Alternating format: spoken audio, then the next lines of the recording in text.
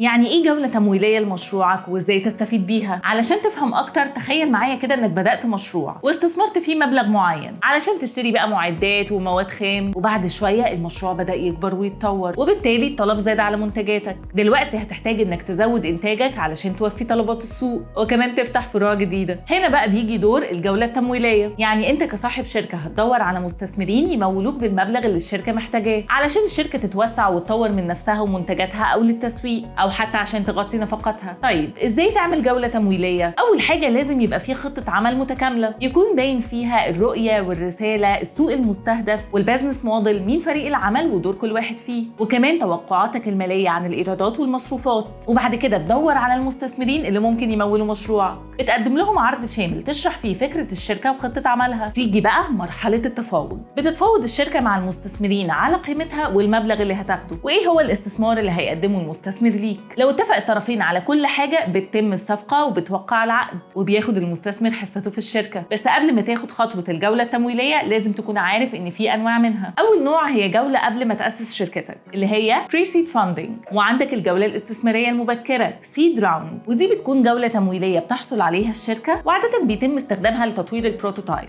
وفي الجولة A ودي بتيجي بعد السيد راوند وبتكون لتوسيع نطاق الشغل وفريق العمل، وبتيجي بقى بعدهم الجولات المتتابعة B وC وهكذا، ودي بتكون لتسريع النمو والتوسع في أسواق جديدة. وآخر حاجة هي Late Stage Funding، ودي جولة كبيرة وبتستخدم عادة قبل طرح الشركة للاكتتاب العام. قولي بقى في الكومنتس شايف ايه أحسن طريقة لتمويل الستارت اب بتاعك؟